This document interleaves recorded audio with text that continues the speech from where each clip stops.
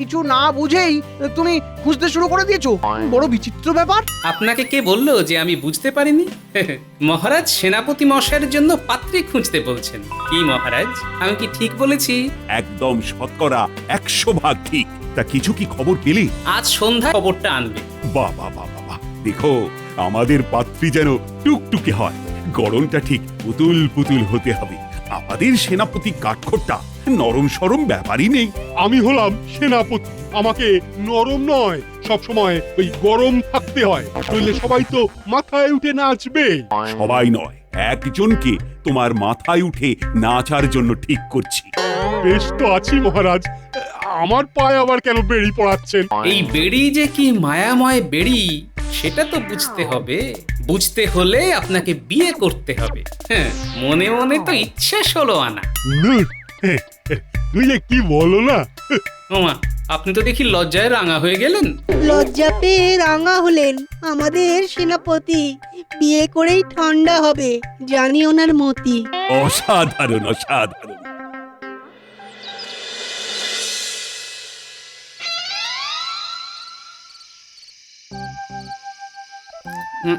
কি গো, জোগাড় হলো না অন্য কাউকে বলবো? মহারাজ কিন্তু এবার তাড়া দিচ্ছেন। আমি একটা খবর পেয়েছি গো গোপাল দাদা। পূব গ্রামের পিরিংপাড়ায় বর্ধিষ্ণু বাড়ি, বুঝেছো? গ্রামের সবাই এই এক ডাকে চেনে। হ্যাঁ, তাই নাকি? স্বনামধন্য গোপাল ভাঁড়কে আমার প্রণাম। আমার নাম মদন ঘটক। পূব গ্রামে আমাকে সবাই এক ডাকে চেনে। ঠিক আছে, তুমি পাত্রী সম্পর্কে বিশদে জানাও। পূব গ্রামের পিড়িং পাড়ায় খুব বর্ধিষ্ণ বাড়ি, গ্রামের সবাই এক ডাকে চেনে। নাম কি? নাম এক করি পিড়িং। ওনার মেয়েকে কি সুন্দর দেখতে, একবার দেখলেই পছন্দ হয়ে যাবে। এবার তোমরা গিয়ে মেয়ে দেখে এসো। হ্যাঁ গো, এই তোমাদের সেনাপতি মশাই কি বলছে গো? বলি মনে খুব আনন্দ। বিয়ে বলে কথা গো, বিয়ে বলে কথা। তা হবে না, এত বছর পর আইবুড়োর নাম খণ্ডাবে। বলছি কি ও গোপাল দাদা, সেনাপতি মশাইকে বলবে কিন্তু আমাদের নেমন্তন্ন করতে। আমরা কিন্তু পাত পেরে খাবো, বলে দিলাম। আমার ঘটক বিদায়। আরে হবে হবে, আগে মেয়ে পছন্দ হোক, তারপর তো।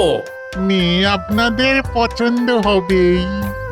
আচ্ছা আচ্ছা, ঠিক আছে ঠিক আছে, আমি সেনাপতি মশাইকে বলবো। ঘটক ভাই, এখন তোমার একটা কাজ আছে। বলুন কি কাজ করতে হবে? তুমি ওই এক্করি বাবুর বাড়ি খবর পাঠাও যে আমরা আসছে রবিবার ওনার মেয়েকে দেখতে যাব। আচ্ছা, ওনার মেয়ের নামটা তো জানা হলো না। মেয়ের নাম ময়না। ময়না? বাহ, বেশ নাম, বেশ।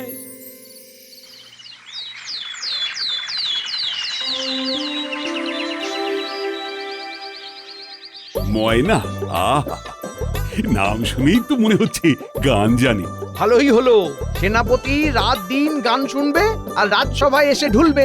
তোমাকে দিয়ে বিচার করছো মন্ত্রী, মনে আছে গোপাল? আছে মহারাজ। গোপাল, থামো না কেন? পুরনো কাসন্দি ঘাটছ। মন্ত্রী গিন্নি জল নিতেন, মন্ত্রী নিতেন মাটি। মন্ত্রী মশাইয়ের মনে পাপ, গিন্নি যদিও খাঁটি। অসহ্য। থাক থাক, আর নয়, মন্ত্রী লজ্জা পাচ্ছে। এখন সেনাপতিকে নিয়ে ভাবো। তাহলে রবিবার পূব গ্রাম, ভালো দেখে এসে জানি।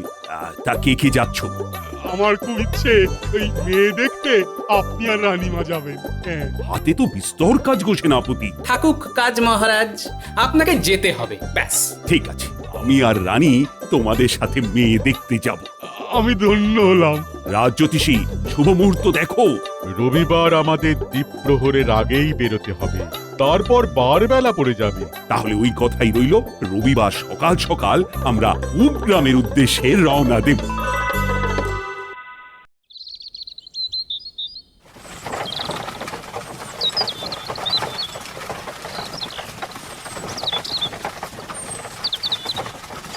সেনাপতি মশাই, আপনি একটি মন্ত্র যাবেন জপে সব সময়।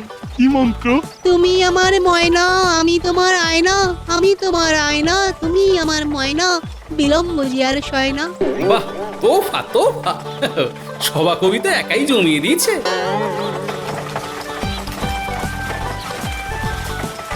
আচ্ছা আমরা ঠিক পথে যাচ্ছি তো? সামনে একটা মোড় আছে, ওখানেই জিজ্ঞাসা করব। রোহিত, গাড়ি থামাও, গাড়ি থামাও। রানী, ওরা গাড়ি থামালো কেন? কি জানি, হয়তো কোনো প্রয়োজন পড়েছে। সহিস, গাড়ি থামাও। মা, এটা কি পুবগ্রাম?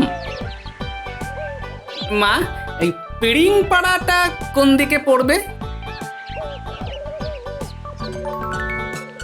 অপূর্ব, ঠিক যেন দেবীর হাত। মানুষের হাত এত সুন্দর হয়? আচ্ছা মা, তুমি বলতে চাইছো এই ডান দিকের রাস্তা ধরবো? তোমার মানে তোমার না, মানে আপনার আপনার নাম কি? এ কি গো, সময় নষ্ট করছো কেন? ঠিকানা জানা হয়ে গেছে, এবার গাড়িতে ওঠো। চলুন সেনাপতি মশাই। হ্যাঁ হ্যাঁ, ও ও হ্যাঁ হ্যাঁ হ্যাঁ হ্যাঁ হ্যাঁ হ্যাঁ, চল চল চলো গোপাল, চল।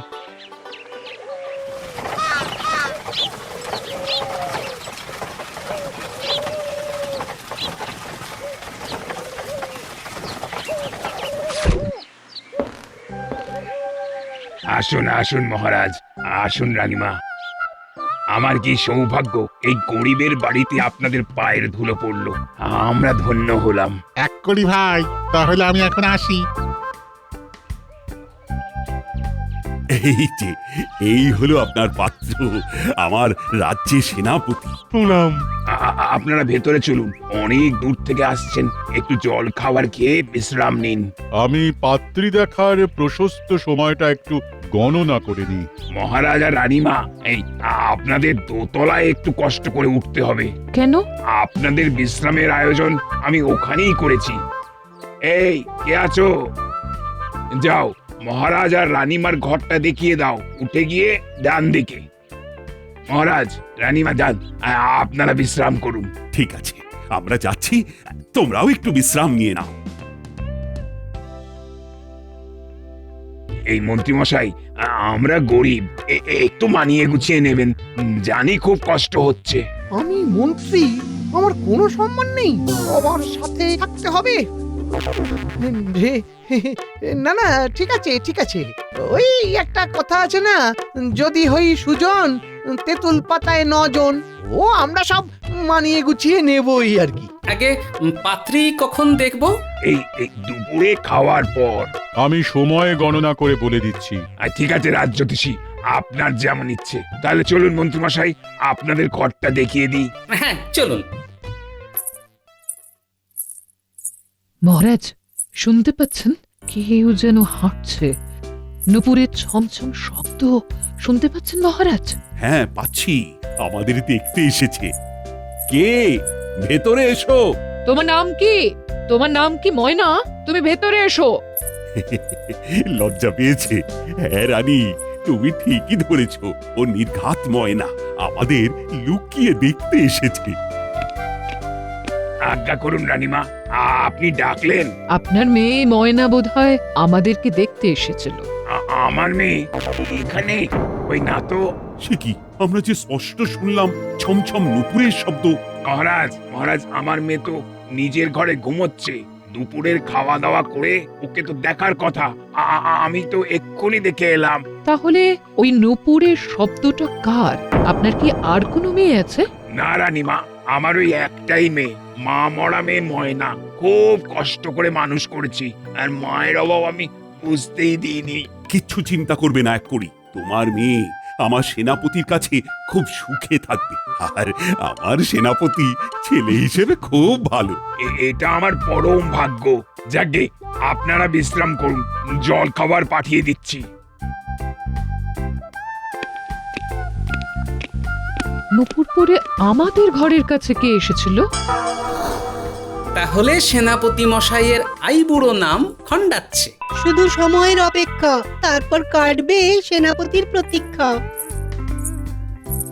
নুপুরের শব্দ, তার মানে আর নয়নে চেয়ে দেখতে কেউ এসেছে। কেউ? গোপাল, এ হলো ময়না। তিনি এসেছেন আমাদের সেনাপতি মশাইকে দেখতে। ও সেনাপতি মশাই, যান না, বাইরে দাঁড়িয়ে আপনার ময়না। কোথায় যাচ্ছ বাবা জীবন? নুপুর বাজছে। নুপুর বাজছে কোথায়? এই তো এতক্ষণ বাজছিল তো, কেউ এখানে ছিল। হ্যাঁ, কোথাও ভুল হচ্ছে, আমি তো এখানেই ছিলাম।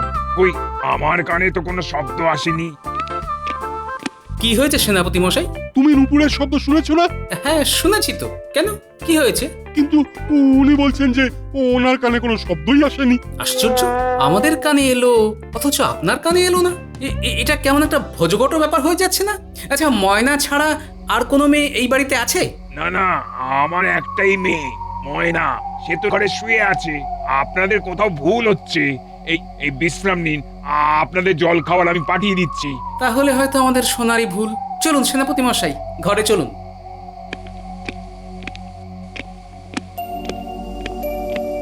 কিসের তর্কাতর্কি হচ্ছিল?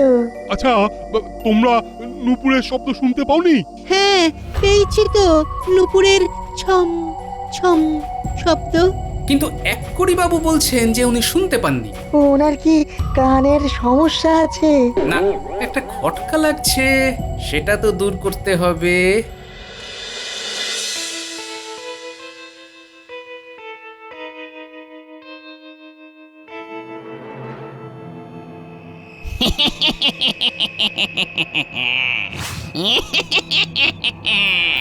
ও মা গো, কি ভয়ানক হাসি!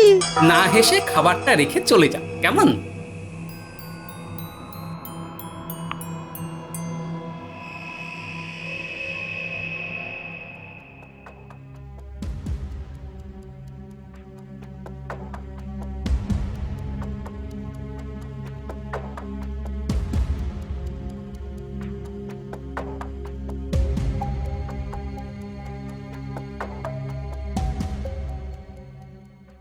সবকিছুই যেন কেমন মেছো গন্ধে ভরা। না, বিষয়টা দেখতে হচ্ছে। শোনো, তোমরা খাও। হ্যাঁ, আমার ঠিক খিদে নেই, আমি একটু ঘুরে আসি। হ্যাঁ, আমার খাবারটা চাপা দিয়ে রেখো, এসে খাবো। কোথায় যাবে? ওই একটু ঘুরে আসি।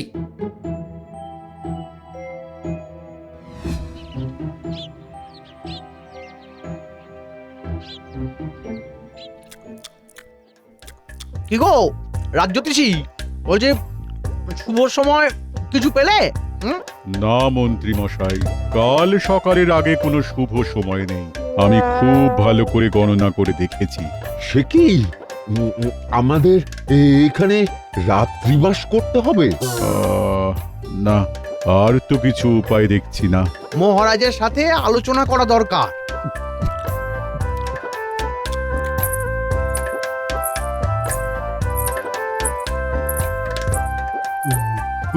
ওই তো আওয়াজটা আবার হচ্ছে। হ্যাঁ, এইবার হাতে নাতে ধরবো। আমাদের মিথ্যেবাদী বানানো। দেখাচ্ছি মজা।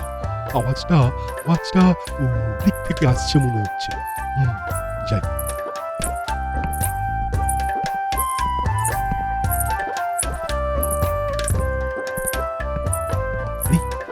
ওই তো শুনছেন? তাজ্জব, পালাবে কোথায়? আমি ঠিক ধরবো। হ্যাঁ, এইখানে রাত্রিবাস অসম্ভব, কিছু একটা গোপন ব্যাপার আছে। না না না, এখানে রাত্রিবাস নয়, ভালো করে পাত্রী দেখার শুভ সময় বার করতে বলো। রাজ্যতীষী প্রচন্ড চেষ্টা করছে মহারাজ, কিন্তু শুভ মুহূর্ত পাচ্ছে না। গোপালকে ডেকে নিয়ে এসো, আমরা আলোচনায় বসবো। সেই ভালো মহারাজ, এখানে রাত্রিবাস করা যাবে না। কেন রানীমা? এই দুপুরের রান্না শেষ, আপনাদের ঘরে খাবার পাঠাবো। একটু পরে, আমাদের একটু আলোচনা আছে। মেয়ে দেখা তো আজ হবে না মহারাজ, আজ দিনটা খুব অশুভ। আপনি কি করে জানলেন? আমার এক গণক ঠাকুর আছেন, তিনি বললেন একটি রাতের তো ব্যাপার, সকালেই ভালো মুহূর্ত আছে। তাহলে এখন আপনারা খাবেন না? একটু পরে খাবো। আচ্ছা আচ্ছা আচ্ছা আচ্ছা, আমি তাহলে নিচে আছি, আমাকে হাঁক দিলেই আমি খাবার পাঠিয়ে দেবো। আমি তাহলে আসি। হ্যাঁ আসুন। মন্ত্রী, গোপালকে ডেকে আনো, আমি এখানে থাকবো না।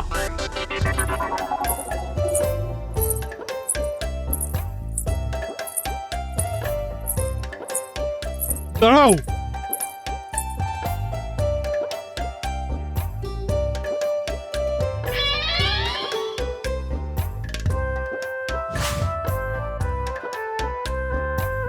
কি অপূর্ব! ঠিক যেন দেবীর হাত। তুমি কে? বাঁচাও!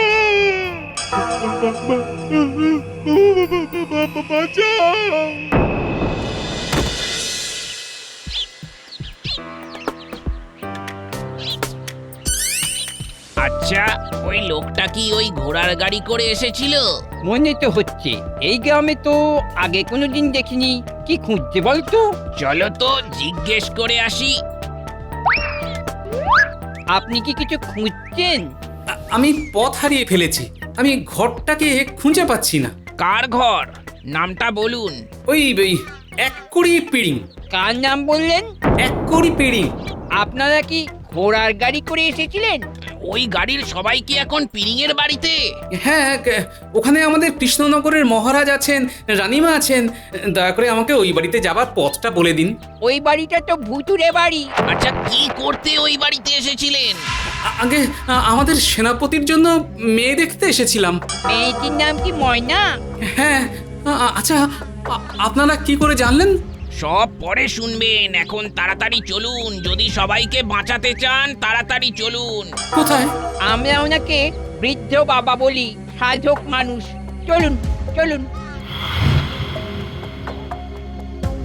বাবা, বাবা বাড়ি আছেন? বাবা, আপনাকে খুব দরকার বাবা। কি হয়েছে? আবার এনারা এক কড়ি পিড়িংয়ের জালে পড়েছে। ঘরের মধ্যে মহারাজ রানীমা আছেন। সেনাপতির জন্য ময়নাকে দেখতে এসেছে। ও, এই মদন ঘটকের কাজ। এরা আর শান্তি দেবে না। ব্যাপারটা কি বাবা? গল্প করার সময় নেই।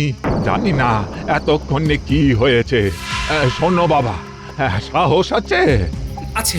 বেশ, আমি একটা মন্ত্রপুত মশাল দেব। হ্যাঁ, সেটা নিয়ে ঠিক মাথার মোড়ে চলে যাবে। ডান দিকে তাকালেই তুমি ওই মাটির দোতলা বাড়িটা দেখতে পাবে। তারপর দরজা খুলে ঘরের মধ্যে ঢুকে যাবে। ভয় পাবে না, আর কোনো মায়ায় ভুলবে না, বুঝেছ? তারপর সোজা একতলার বাম দিকের ঘরে ধাক্কা মেরে ঢুকে যাবে।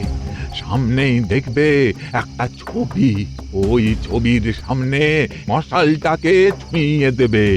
ব্যাস, সব ঠিক হয়ে যাবে।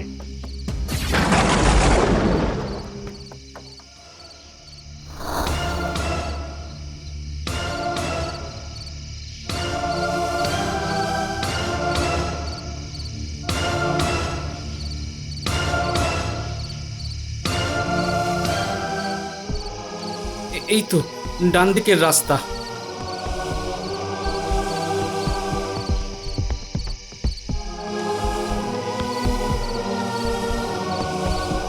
এই তো বাড়িটা।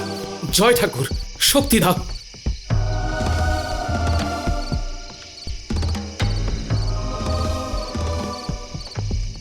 গোপাল, গোপাল, এদিকে এসো।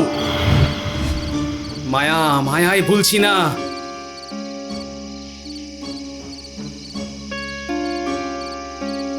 গোপাল, গোপাল আমার খুব কষ্ট। গোপাল, আমাকে বাঁচাও।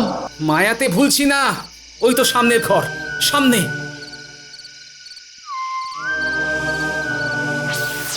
আমি ভয় পাই না, আর কোনো বাধা নেই। দরজাটা খুললেই এই তো সেই ছবি। এটাই ময়না।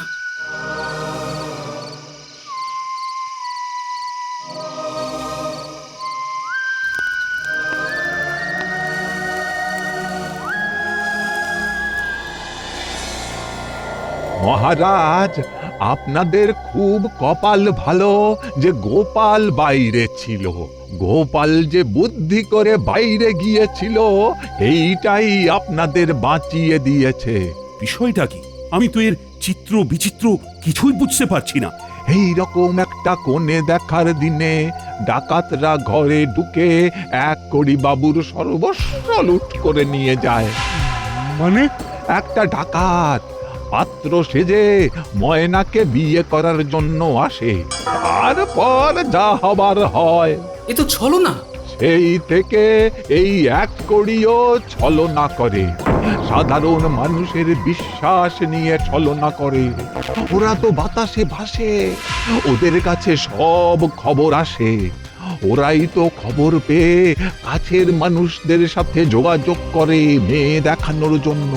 কি ভয়ঙ্কর! গোপাল, ভাগ্যে তুমি ছেলে গোপাল। আজ রাতে এই গরিবের ঘরে কোনো রকমে কাটিয়ে দিন, কাল সকালে চলে যাবে, কেমন? আমিও প্রতিজ্ঞা করলাম আর বিয়ের স্বপ্ন দেখবো না বাবা, চিরকাল আইবুড়োই থাকবো। হ্যাঁ, আমিও নাকে খত দিলাম, আর কারো খটকালি করব না। উফ, কি ভয়ঙ্কর! যাক, সব ভালো তার শেষ ভালো যার।